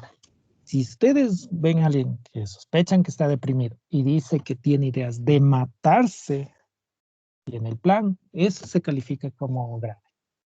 Sí, a ojos cerrados, o sea, no le den más vueltas. Y eso toca mandar a ingresar. Si no le ingresan, ya es otra cosa. Pero si ese paciente que dice que se va a matar, tú le dices, bueno, vuelva en 15 días para control. Y si se mata, uy, todo el mundo te va y te busca. Y culpa del médico siempre. Entonces, por eso la importancia de diferenciar el nivel. Si es grave, o sea, hay ideas de suicidio, hay que mandarlo o recomendar el ingreso. Segundo, ahora, grave con síntomas psicóticos, sin síntomas psicóticos. En este caso, las personas que alucinan y deliran se consideran psicóticas. Estamos claros en eso, ¿no? Sí, doc. Ya, entonces, una depresión que alucina y delire. Las alucinaciones y los delirios son congruentes con el estado del ánimo, a diferencia de la esquizofrenia que dijeron ustedes mismos. Es decir, en la esquizofrenia ve el diablo, la virgen, ve un montón de cucos. En el caso, en cambio, de la depresión, el paciente tiene la idea delirante de que no vale nada, de que es una basura, a pesar de que, por ejemplo, yo he tenido pacientes que sí han sido buenos estudiantes. O, por ejemplo, estudiantes de medicina. Para estar en medicina, no es que hayan sido malos estudiantes, ¿no es cierto? Pero dices que soy malo, soy pésimo. Entonces, ¿cómo es posible? A pesar de que tiene las pruebas de que no es mal estudiante, se cree mal estudiante, se cree mala persona, se cree que está en la ruina, a pesar de que tiene familia, amigos, cree que nadie le quiere. Entonces está delirante. Y escucha voces sobre mátate, bótate, en verdad no sirves. ¿Se ven? Las alucinaciones y los delirios son congruentes con el estado del ánimo. Cuando entonces una paciente o un paciente que está deprimido dice que escucha una voz que le alienta a matarse o está convencido de que no vale nada, entonces eso es una depresión psicótica o con síntomas psicóticos. Entonces, no sé si pueden diferenciar hasta ahí eso de la clasificación. Doc, eso de las alucinaciones yo no lo entendí muy bien. Bueno, las alucinaciones son, en este caso, alteraciones de los sentidos, de las sensopercepciones, ¿no es cierto? Podemos alucinar con los ojos, los oídos, la piel, el gusto y el olfato. Entonces, cuando alguien escucha algo que nadie más lo hace, eso sería una alucinación, ¿verdad? ¿Estamos claros? Sí. Entonces, el paciente deprimido escucha la voz, cualquier voz, que le dice que sí, en realidad no vales nada. Una voz que dice, sí, no vales. Hoy sí, eres una mala persona. Uy, sí, mejor mátate. Así sería el ejemplo. Sí me siguieron hasta ahí, ¿verdad? Sí, Doc. Ya. Entonces, cuando hay eso, de ley es un trastorno de ley grave y de ley psicótico. Y de ley tiene que mandarse a hospitalizar. Lo que ve el médico general, en médico familiar, en la consulta externa, va a ser únicamente el episodio moderado, si ustedes se dan cuenta. En ese es el que nos vamos a enfocar para el tratamiento, porque los otros dos, el grave sin psicosis y el grave con psicosis, toca mandarlo a ingresar, pues. No hay de otra. Y el leve se resuelve a veces hasta solo. O sea, es más por eso, por el tratamiento. Sí está clara la diferencia, ¿verdad? ¿Sí o no? Hablen. Sí, Doc. Ya. La otra cosa que me acuerdo que dijeron, la distimia. Por si acaso, la distimia no es ni depresión ni normal. Eso es distimia. Son personas que nunca han estado tristes, pero nunca han estado felices tampoco. Alguna vez han de haber conocido a alguien así. Son personas así como parcas, como calladas. O sea, no están tristes, pero nunca se les ha visto sonreír tampoco. Por si acaso. Y tampoco es que necesiten tratamiento. Eso, guaguas. A ver, déjenme ver. Es cierto, son 46 diapositivas. No, son como 33, pero creo que Ya. Bueno, guaguas. A ver, pero son bastantes. Si es que como mándenme para yo ver y no chocar con las explicaciones. Sí, ya, sí, doctor. sí, envíenme nomás por el Telegram lo mismo, la otra presentación para revisar, para que sea un poquito más fluido. Eso nomás. Como ya se va acabando el tiempo, entonces continuaríamos la próxima semana, ¿ya? La próxima semana vemos insuficiencia cardíaca y cefaleas, Sí, Doc. no creo que alcancemos. O sea, vamos a terminar con Entonces, esto solo y insuficiencia cardíaca. ya, eso sí. Mándenme más que todo las diapositivas para ver cuántas son, porque por ejemplo en esta dice que son en total 36, ¿no es cierto? La de depresión. Sí, Si es que de pronto podemos acortar algo un poquito, entonces eso ayudaría a reducir el tiempo, ¿ya? Con todo que se prepare nomás cefaleas, por si acaso. Listo, Doc. Ya. Entonces Doc, recuerden que tienen que conseguir la amitriptilina y leer todo el prospecto de la amitriptilina. Perdón, ¿preguntas? sí, Doc, disculpe una pregunta. Como mencionaron en la exposición, decía que también uno tiene que aprender a a diferenciar de un episodio depresivo con un trastorno bipolar. Y respecto a los antidepresivos tricíclicos, me parece que en semestres anteriores, había mencionado que como que hay que usarlos con cuidado porque pueden ocasionar un switch. O sea, como que... Sí, Entonces eso quisiera, por favor, que me explique cuándo ya, en qué casos ocurriría esto. ya bueno. En el caso como médicos, recuerden que recogemos la historia clínica. Entonces sí hay una recomendación de nivel de evidencia A, tipo 1, en el cual dice que a toda persona que tiene síntomas de depresión, le tenemos que preguntar a propósito si no ha tenido el otro lado, es decir, si no ha estado en estado maníaco. Y estado maníaco como tal, es decir, personas que no duermen, que tienen una productividad tremenda, que duermen 2 horas y parece que que estuvieran dando cuerdas, escriben en 3, 4 materias en un mismo semestre y las completan. Al mismo tiempo están que se manejando toda su iglesia, asimismo está recogiendo donaciones, asimismo ya hizo la ponencia en no sé qué congreso, asimismo ya está preparando no sé qué cosa en la reunión, asimismo ya está preparando la campaña para elegirse como representante de no sé qué. Entonces hablamos de eso, ¿no? Eso sería un episodio mañana. Entonces, si una persona ha estado así, no es una depresión, es un trastorno bipolar. Entonces, lo primero es eso, preguntar. Entonces, sí, si yo tengo un paciente bipolar en fase depresiva, hablo así de que es fase depresiva porque sé que tiene otra fase que es la maníaca. Si ese paciente le doy cualquier antidepresivo, no importa si es el triciclo, le hago el switch, es decir, de lo que está deprimido, al día siguiente está maníaco. Así, pero es brutal el cambio. De lo que hoy le veo que está queriéndose matar, sin caos, está solo llorando, mañana está saltando en chulla pata. O sea, eso es el switch al que hacen referencia. Ujú.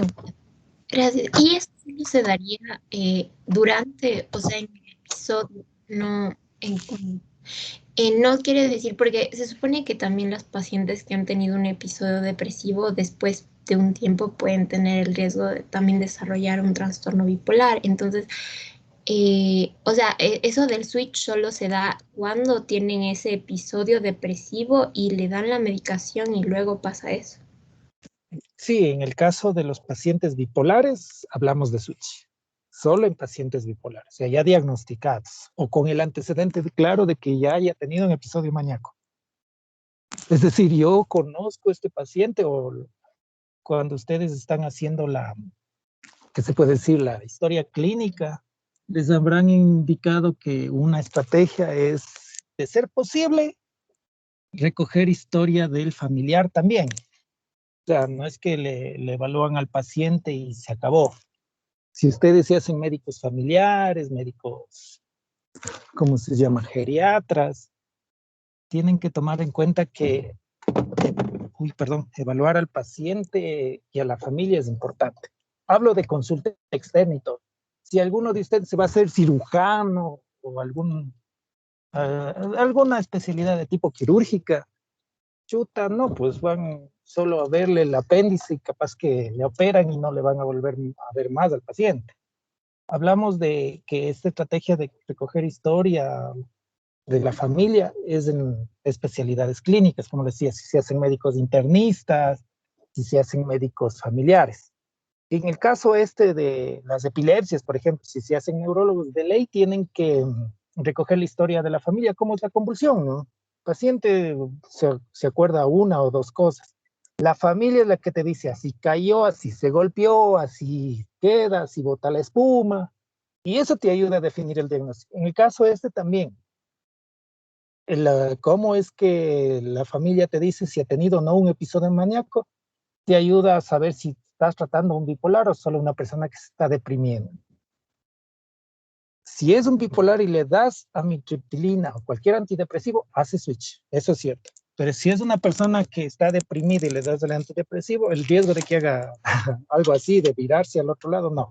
Así tenga antecedentes incluso de, qué sé yo, tío o papá es bipolar y esta muchacha viene por primera vez deprimida. Yo le voy a dar con toda seguridad el antidepresivo porque no sé o no hay evidencia de que vaya a ser switch. No sé si por ahí era la cosa. Sí, doctora. Ya, eso, guaguas. Ya, ¿algo más?